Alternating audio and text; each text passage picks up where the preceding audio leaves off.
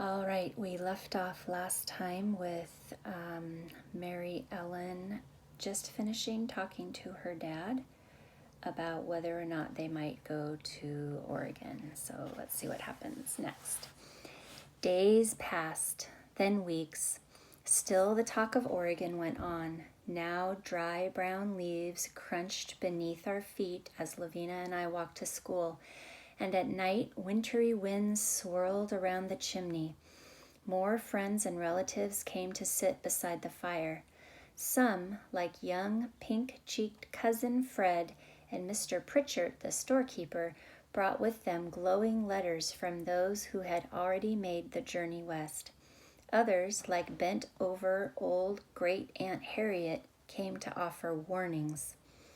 Father no longer whistled as he walked out to the barn in the thin gray mist of the early morning, and Mother's mouth seemed permanently set in a straight line. At night, as I huddled under my star quilt and another heavier one, I could hear their low voices through the floorboards, talking and talking. It was Father, I knew, who had the Oregon fever, as people called it in town, and Mother who was not sure. Then one evening in mid-December, just as we were finishing dinner, Father set down his knife and fork and turned to Mother.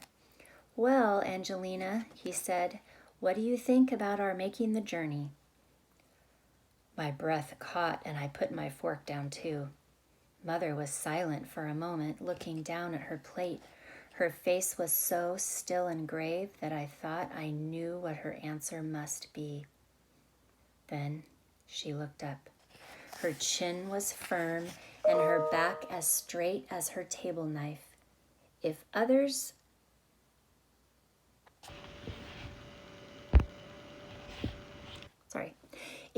can make the journey, she said slowly, then I guess we can too. Father's face split into a smile as joyful as a young boy's. "What do you girls think?" he asked, looking across at Lavina and me. "I want to go too," Lavina answered right away, her short brown braids bouncing. I opened my mouth, but no words came out. Inside my head, I was hearing George Kimball's voice. 14 killed, women and children, hailstones as big as hens' eggs. And I was seeing Grandma's stricken face, the tears rolling down her cheeks as we drove away from her house back in Indiana. "Mary Ellen?" Father was looking at me intently. I could see his smile beginning to fade. I could not bear to lose that smile. "If you go," I said, my heart thudding in my chest, "I will go too." Chapter 2. "Mary Ellen," Father called, "bring me my saw, please, and take that small bucket and get some water." I hurried off to the well, but the minute I set down the brimming water bucket, I heard Mother's voice. "Mary Ellen," she called, "will you finish this churning while I get my soap to boiling? We'll need to take a lot of soap, you know." So much had to be done to prepare for our journey. All winter long, I seemed to race from one chore to another, churning the butter, minding the baby, washing the dishes, helping card and spin all the balls of soft wool that Mother wanted to take along. I hardly had any time for my lessons or for memorizing my favorite poems by Robert Burns. Of course, Lavina helped too. She was 6 years old now and could bring in potatoes from the root cellar and sticks of wood for kindling, and she was good at helping me watch little Cynthia. All the time I was doing my chores, my mind buzzed with thoughts about leaving things behind, our comfortable house, Mother's rose bushes that she loved so much, even Father's pottery wheel, which would not fit into our wagon, he said. About school, which I might never be able to go to again once we left Arkansas, and about Grandma, especially Grandma. When I first told her about Oregon, stopping by her house on my way to school, Grandma had laid aside the new quilt her busy fingers were stitching on. She pulled me down into her lap, smiling.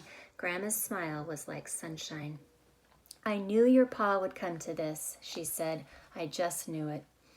Behind the smile, though, I could hear sadness in her voice. "He's gone and talked himself into it. Now what am I going to do without you, honey?" I had thought about this late into the night, and an answer had come to me, a wonderful answer. "Oh," I told her, "you'll soon be coming to Oregon too, just as you did to Arkansas." Grandma's thin arms tightened around me. I nestled my head into that comfortable space between her neck and soft cheek, as I had so many times before. In the silence, the ticking of the clock on the wall was like both our hearts beating. Then Grandma gave a long sigh. "Perhaps so, child," she said softly. "Perhaps so." She had to come, I thought afterward. I couldn't imagine being without Grandma. She had taken care of me most of my first 7 years of my life. My mother had died when I was just 9 months old, and Father had carried me a long, long way on horseback through the snow to Grandma's house. Everyone said I was too young to remember that journey, but sometimes I thought I did.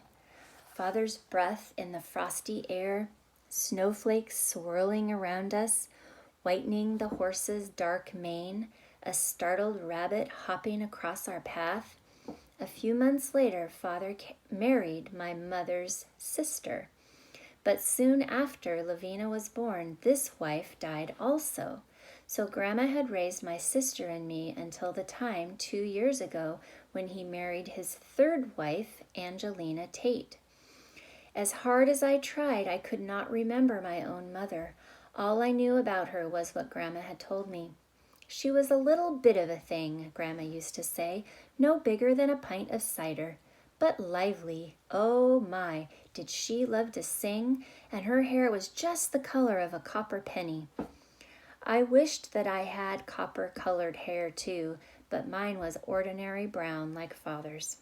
Still, I was fond of singing. Then there was the time when Lavina and I were playing some game and we got to laughing so we couldn't stop. And all at once I noticed Grandma staring at me, tears shining in her eyes. "What's wrong, Grandma?" I asked anxiously. "Nothing is wrong," she answered, quickly dabbing her eyes. "It's just that you have your mother's smile." That made 2 things I had of hers, her smile and her love of singing. Father never wanted to talk about my mother. It was Grandma who had given me the picture of her, hazy as it was, that I carried around in my head. Without Grandma, I wouldn't have known her at all. Father had to trade in town for a large, sturdy wagon with a canvas cover and 8 strong oxen to pull it. We would also need a tent for sleeping, harness, bridles and saddles for the horses, a gun, and many tools. Then there were all the provisions for a long journey: food, clothing, medicine, extra parts for the wagon. Besides all this, Father had to make yokes and pins and bows for hitching up the oxen and a heavy driving whip. I watched as he filled a long, slim bag, narrowed at one end, with shot. Carefully he wove narrow strips of rawhide around it and added a heavy handle and lashes. When he cracked it, standing outside the barn, it sounded like the shot of a gun. "May I try it?" I asked. But when he put the whip in my hands with its thick handle and the lashes longer than the height of a man, I could barely lift it. Father smiled as I handed it back to him. "It takes practice," he said. Okay, we're going to stop there for now. Thanks for joining me. Bye.